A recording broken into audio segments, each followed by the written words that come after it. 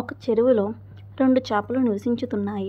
ఈ తెలివైన చేపలు సహస్రబుద్ధి, శతబుద్ధి అనబడేవి. ఆ చెరువులోనే ఏకబుద్ధి అనబడే కప్ప కూడా ఉంది. ఆ చేపలకు ఈ కప్పతో స్నేహం కుదిరింది. కొంతకాలం 3 కలిసే ఉన్నాయి.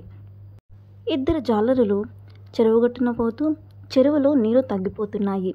రేపు ఈ చెరువులో చేపలను పట్టేద్దామా అనుకుని వెళ్ళారు. వాళ్ళు అనుకున్న మాట ఏకబుద్ధి అనబడే కప్ప విన్నది.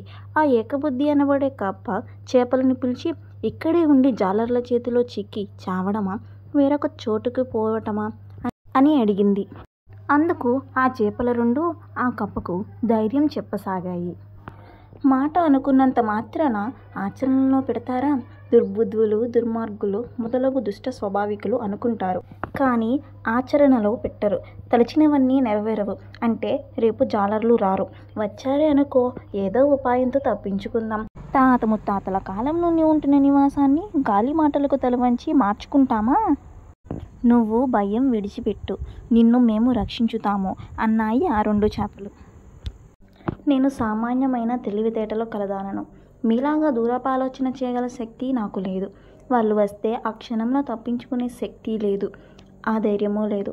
కాబట్టి నేనే వేరే చోటకు వెళ్ళిపోతాను అని ఆ దగ్గరలోనే ఉన్న బావిలో చేరింది ఆ కప్ప. ఆ మర్నాడు జాలర్లు రావడం, వలలు వేయడం జరిగింది. ఆ సందర్భంగా చేపలన్నీ, కప్పలన్నీ ఎండ్రకాయల్ని పట్టుకున్నారు. జాలర్లు ఇంట్లోకి వెళ్తున్నారు.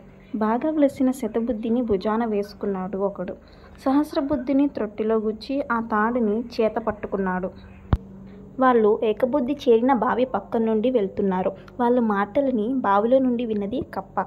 నిరుత్సాహంతో తెలివిగల వారమని అనుకుంటున్న 2 చేపలు చనిపోయాయి. తెలివిలేని తాను బావిలో చేరి ప్రాణాలతో సుఖంగా గడుపుతుంది. తెలివిగల వారం అనుకునే అహంకారం ప్రాణాలకి ముప్పు. ముందు చూపు గల తెలివి తక్కువ వారే గొప్పవారు. మా ఈ స్టోరీ మీకు కానీ నచ్చినట్లయితే లైక్ చేయండి, షేర్ చేయండి, సబ్స్క్రైబ్ చేయండి అండ్ అలాగే పక్కనే ఉన్న గంట సింబల్ని నొక్కండి.